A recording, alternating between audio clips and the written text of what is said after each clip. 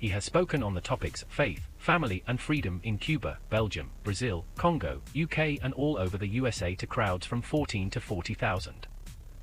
International leadership speaker, trainer and coach. Author of Learn to Raw Leadership, Attitude Hack, Live a More Excellent Life, 5 Battle Strategies of a Victorious Warrior. International leadership speaker, 2021 President's Lifetime Achievement Award recipient. Founding partner of the John Maxwell team. Toastmaster International Speech Competition semi-finalist. Founder of Tell It Like It Is TV, ThatGuyRocks.com and ThatGuySpeaks.com. Creator of Story Power TV, Transforming Grace TV, and Leading Leaders Podcast.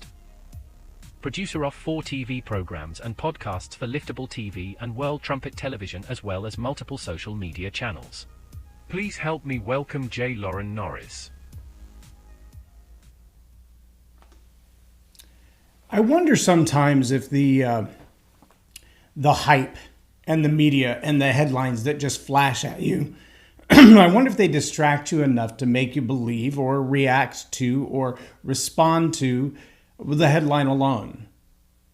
I think there's probably some sad truth to the fact that often they do. How do we know this? Well, because the fact checkers that now run everything in the digital world, their existence started because, in fact, they actually post it on a lot of things. If you just hit the share button on something that's got a spectacular headline, but you haven't opened the post to read the article, you'll get an alert on your screen that actually says, are you sure you want to share this? Most misinformation is distributed because the article hasn't been read. Well, that's what I want to talk about today on Leading Leaders.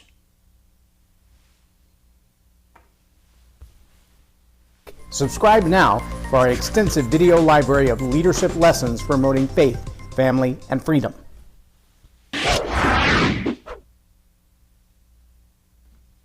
I'm J. Loren Norris with Leading Leaders Podcast. And even in my own world, even my own life, even my own personal experience has been that sometimes you read a headline or you read a book title or you read something and you assume that you know what it's talking about. You have a pretty good idea from the context of the name of the book or the title or even the author that you've got a pretty good idea where they're going to go with this, what sense of direction they have, what they believe about the world, what they believe to be true, and what their angle will be. In fact, I have a great book written by a guy by the name of Dr. Eugene Peterson. The name of the book is called Tell It Slant. And he's talking about how we as human beings tend to tell things with a slanted worldview. Pretty much every answer that we give comes from the angle that we take on life. And so whatever our angle is, however we've come to the conclusions we have, whatever background information we have, experiences we have, good or bad, education we have, exposure to new ideas that we have, whatever those things are, they kind of inform what we believe about things that we see. Now, there are a lot of people in society, I would say probably over the last 10, maybe 15 years, might be stretching it a bit, at least over the last 10 years, has become very accustomed to reading the headlines and making a decision. Making quick decisions. Now, I remember John Maxwell saying, when it comes to good leadership, an informed leader can make quick decisions. Now, let me talk a little bit about the presuppositions behind that statement. Because one of the presuppositions is that a good leader, by the time they've reached a place of leadership and significant influence, they've done their homework. They've read some books. They have some pretty good ideas about what's going on in the world. They've made some mistakes and maybe even corrected those mistakes. They've made some mistakes and lived with the consequences of those mistakes. They've observed others make mistakes and said, nah, I'm not going down that path. That is not for me. And so their ability to make quick decisions is based on the fact that they are well informed. And so the information in front of them is not complicated to dissect. Over the last 10 years, though, I think the challenge we've run into is that there is a propensity of intentional mis- and disinformation. Well, it's the whole reason that the fact checkers have existed. There's a problem, though, and that is that even in the fact-checking process, We can argue with one element of 15 details and say that that one element is untrue or might be misleading, and therefore throw the baby out with the bathwater. It's a very common thing. I shared an article on Facebook, and they might throw this post off just because I'm saying this, but I shared an article on Facebook. 90% of the article was accurate. There was one statement in the article that, according to the fact checkers, one particular type of research was done, not another particular type of research. And it would be the equivalent of saying, well, it's false for you to say that blue is green, or that blue is not green. It is false for you to say that blue is not green, because you cannot make green without blue, because green is a result of blue and yellow. Therefore, green is kind of blue. So, blue is not green is not a factual statement. Okay, that's the kind of twisting of understanding of truth that makes it very dangerous for a leader to assume that what we know to be facts. Is the earth round or is it flat? I saw just the other day what I can only believe is a deep fake manipulation, either through AI or someone else being very clever, of a conversation between Joe Rogan and Elon Musk. That makes the declaration that Elon Musk believes the earth to be flat. But that's according to the video. That's not according to me. I'm not saying that Elon Musk believes the world is flat. I don't know what he believes about it. But in this particular video, which is circulating all over the internet and people are sharing it left and right, there is the assertion that Elon Musk believes that the world is flat. That could be a problem. It could be a problem if he believes that. It could be a problem if he is cited as saying that without full explanation. It could be a problem if someone has completely manufactured a video to look like that's what he believes. And see, this is where I think leaders find themselves in trouble. It's easy to believe what you've read. It's easy to believe what you've studied. It's easy to believe what your degree program is in. It's easy to believe your own experience, as in to say, I get this. If those are my options, I've already made my decision. I know where I'm going. The problem is we have some people today, some machines today, who are intentionally manipulating the facts as we know them. Now, it's hard to manipulate the real facts, but it's easy to manipulate the facts as we know them. And sadly, they have a very nefarious agenda. And that agenda is very clear. That agenda has been espoused for a long, long time. And yet, we get blinded by the immediate facts that are right in front of us. It would be easy for a leader to say, I don't know, in a job dispute, well, how come so-and-so does exactly the same job I do and they get paid 10% more than I do? I want a 10% raise. And a leader on its face without any research might say, well, you're right. If two people are doing the same job and they have the same education, the same qualifications, they produce the same amount of outcome for the organization, then they should be paid equally.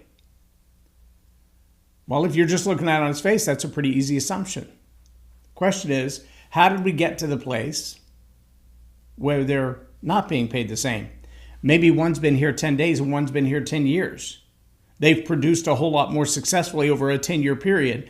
The other hadn't been here long enough to determine if they're even going to show up after lunch. There's a lot to be said for loyalty and longevity and consistency and professionalism and productivity. And those are usually the things, time and grade, time and service, time on the job, performance reviews, that determine whether or not you get a raise. So at the face, the argument, we have the same education, the same job, we do the same thing, we produce the same thing for the company, we should be getting paid the same, seems like a logical argument. But when you look behind the curtain of the Wizard of Oz, you find there's a whole lot more going on behind there. Now, the problem is we have a lot of people and apparently a lot of bots, robots, Twitter bots, that have the ability to seed information into the dialect, into the conversation of the public that would cause us to ask questions like, well, why do these two people not paid the same? The gender income issue has been around for several decades. Yet all of the research behind it points to a different conclusion than the public would like to be true. I don't care where you come down on that study, but do your homework on it. Don't be offended by the initial newscast or the headline and think, well, I've already decided what I know about this. How about the labels that are thrown on people? So-and-so is a such and such kind of believer. They do such and such kind of thing. I listened to someone else replaying a conversation, and the newscaster was interviewing someone, and the person they were being interviewed, they said, well, what do you think of such and such? And they ran down a litany of things that they're transphobe, they're racist, just a list of like 25 things. By the time they were done, there was no redeeming quality of this human being. Now, I don't know if any of those things were true or if all of those things were true. I have no idea. I don't know the human they were talking about. What struck me was the fact that they pulled every trigger word, every accusation, every way you could demean or demoralize someone else, every way you could slander an individual, they were listed there as the descriptors of this individual that they didn't like. I heard it said one time, if you're losing the argument, slander your opponent. If you're losing the argument, slander your opponent. Well, that's a political tactic. Let me also tell you, if you find yourself in an argument and the person that you're arguing with is no longer arguing, they've gone to slandering you and making it personal, you've actually won the argument. That's your sign. That's how you know you've won. At that moment, you have pulled back the Oz curtain and you're watching the little puppet behind. They have lost all control of the argument. They understand that the facts are not on their side and they're not going to win this. All they can do is slander you. As a leader, you've got to be on your guard for that. Because the sad part of it is we live in a culture today where those headlines, those slanderous statements, those comments about you will carry more weight than the truth. I was listening to an interview this morning, and there's a news story going on, and I won't get into the details of the news story because I don't want to confuse you with the facts. But here's part of what's going on in the story. There's a government telling a story. It's not the U.S. government, it's a different government. And another nation that is in the sights of this government. And between the two of them going back and forth, they're using a whole lot of social media and regular media to get their points across, to say this is why we want to do what we're going to do. And the other country saying, well, this is why we're going to do what we're going to do. And somewhere caught in the middle are the people. And so to sway the balance between government A and government B, a new campaign was launched on Twitter, and some 24 accounts have started to chime into this conversation supporting government B. Well, we think government B actually wants to do what government A wants. We believe that all of this is a great idea and it should be done, and the sooner the better. And the problem is all of these accounts that are supporting government B's acceptance of government A's proposal are directly affiliated with government A. They don't represent government B at all. But there's a couple dozen of them out there typing away, generating content, telling everyone government B loves government A's idea. We ought to do this. We should all get behind this. We should all be involved in that. But it's not the choice of the people of government B. It's not the choice of government B. It's those who want to manipulate. They're the ones hiding behind the Oz curtain, puppeteering the world, puppeteering public opinion, puppeteering everything. They're the ones asking the question, why don't these two people earn exactly the same paycheck? They have the same job, they have the same education, they produce the same thing for the company. Why is their paycheck different? Well, there's a whole lot more understanding that goes there. But if we can just raise the question, we can create a problem. And by creating a problem, the chaos itself becomes a mechanism to win. The chaos is almost as effective as the slander. That one settle in for a second. The chaos is almost as effective as the slander. I'm going to read a little quote to you straight from a book that I've been holding on to for a minute. After I read the quote to you, I'll tell you where it comes from. Let's see, I'm going to start in the middle of a sentence. It says, because the country is on the eve of the bourgeois revolution that is bound to be carried out under more advanced conditions of the European civilization, and with much more developed proletariat than that of England was in the 17th century, or of France in the 18th century. And because the bourgeois revolution in Germany will be put to the prelude to an immediately following proletariat revolution. In short, the communists everywhere support every revolutionary movement against the existing social and political order of things. In all these movements, they can bring to the front, as the leading question is in each, the property question, no matter what its degree of development at the time. They labor everywhere for the union and the agreement of the democratic parties of all countries. The communists disdain to conceal their view and aims. They openly declared that their ends can be attained only by a forcible overthrow of all existing social conditions. Let the ruling classes tremble at the communistic revolution. The proletariats have nothing to lose but their chains. They have the world to win. It's from the Marx and Engels Communist Manifesto. Oh yeah, they thrive on the revolution. They provoke the revolution. They evoke emotions. They cause false arguments. They build paper tigers. They start wars where there was no war, fights where there was no fight. They create arguments between two people who weren't arguing to begin with for one purpose: to destroy the social class, to destroy what's there. Now, if you continue to read, you find some incredible experiences of racism that are out of this world. The worldview, the destructive force that is socialism and communism. There's nothing good to come of that. But they are the puppeteers behind the Oz curtain. And you might think, well, this is a government thing. This is a world politics thing. This is a global politics thing. What in the world does that have to do with me and my business? The strategies and the tactics that cause division among your employees, they come from right here, from Marx and Engels. They come from Saul Alinsky. They come from the idea that chaos itself is a form of revolution, and that chaotic revolution will bring down the social class, and you, my friend, are the social class. If you're a leader, you're their target. Let me say that one more time. If you're a leader, meaning you have influence, you help shape the way things work within your business, within your community, within your state, within your nation, within your region. If you are a leader, you are their target. They're coming after you.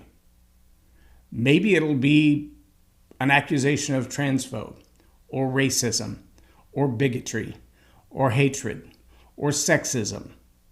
You will be accused of something, possibly, as the individual that I talked about before in the report, possibly be accused of every one of them, like spaghetti against the wall, just to see which one sticks. They will pursue you on taxes. They will pursue you on relationships. They will pursue you on your bills. They will pursue you on what kind of car do you drive and is it the right one in the community you live in. Oh, they're coming after you. If you're a leader, if you're an influencer, you're a target. Good leaders, though, are going to pull back the curtain, look behind the curtain, and find out exactly which puppets are pulling which levers and who's the puppeteer. Leaders, you got to take time to look behind the curtain. Don't trust every news report, every social media post, every argument that comes from HR, every declaration within your workplace. Do your homework. Look behind them. If you're a leader, you're a target. I'm Loren Norris with Leading Leaders Podcast for Tell It Like It Is TV. Have a blessed day.